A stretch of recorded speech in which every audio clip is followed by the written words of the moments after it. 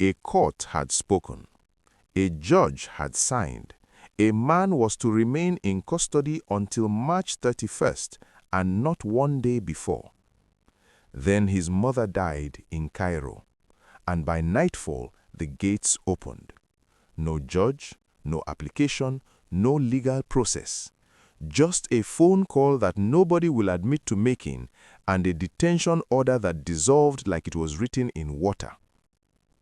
If you think you understand how power works in Nigeria, what happened on Friday will remind you that you have only ever seen the performance, not the director.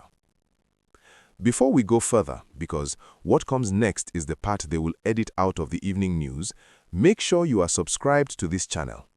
Turn on the notification bell, because the truth in Nigeria has a short shelf life, and we intend to keep it alive. To understand Friday, you must first understand February. On the 16th, Nasir Ahmed El-Rufia, former two-term Kaduna governor, former APC kingmaker, now declared opponent of Bola Ahmed Tinubu's 2027 ambition, was picked up by the EFCC. 48 hours later, administrative bail. Then, almost immediately, the ICPC arrived. He has not been a free man since. The charges the ICPC eventually filed were not trivial on paper. Inflated severance pay, 289.8 million naira per term, totaling 579.7 million naira, against an alleged entitlement of 40 million naira. Foreign currency deposits of $817,900 in a personal domiciliary account described as proceeds of unlawful activity. 10 counts. Arraigned March 24th before Justice Abubakar Kutigi at the Federal High Court in Kaduna. El-Rufia pleaded not guilty to every single one. The court adjourned his bail application to March 31st and ordered that he remain in ICPC custody until then.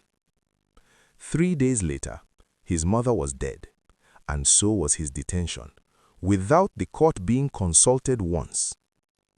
The Hausa proverb says, "The tree does not forget the axe." The Nigerian judiciary will carry the memory of what happened on Friday long after the headlines have moved on, because a federal high court judge, not a magistrate, not an administrative clerk, but a court of record, gave a specific remand order. That order was bypassed by the very agency that obtained it. No motion filed, no superior court consulted, no legal instrument of any kind, just a decision made somewhere between Aso Rock and ICPC headquarters that a court's directive had an expiry date, and that expiry date was the moment the optics became unbearable. This is not compassion. This is panic wearing a black armband.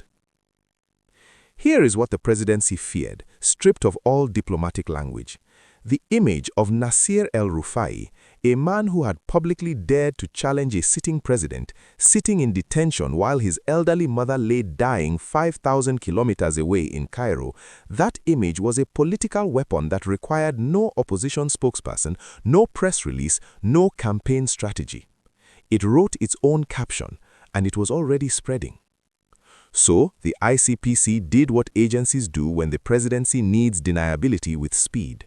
It released him, quietly, quickly, without going back to the court that had said wait. But here is the bitter arithmetic of that decision. The very speed of the release, hours after the death, without judicial involvement, confirmed every accusation the opposition had been making since February 16th, that this was never about corruption, that El-Rufia's real crime in the eyes of Aso Rock was not the 579 million naira severance controversy. It was his decision to join the ADC, to align with Atiku, to say loudly and without apology that Tinubu's second term was not inevitable. Before February 16th, Nasir El-Rufia was a complicated figure, admired for Kaduna's infrastructure boom, criticized for abrasive governance, divisive across the north. He was not a juggernaut. He was a problem. After 42 days in ICPC custody, dragged before a court ringed with DSS operatives, mobile police and NSCDC personnel, denied bail, separated from a dying mother, he is now something the presidency cannot manufacture against him. He is a martyr.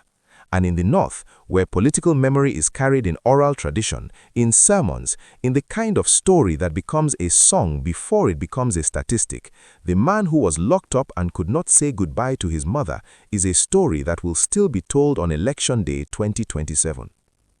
Tinubu entered this campaign season with an economic record that has been brutal. Inflation, naira collapse, food prices that have pushed dinner tables to the edge. That pain is real, and it votes. Adding to it the image of a presidency that uses the state as a personal instrument against dissent is not a political strategy. It is a political inheritance, one the opposition is already collecting.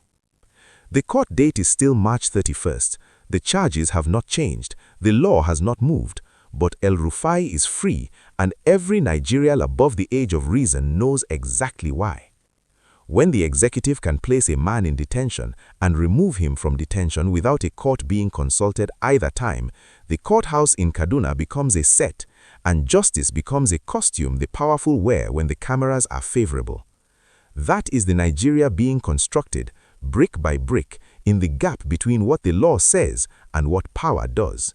And a nation that allows its courts to become props will one day find that the props are all that remain.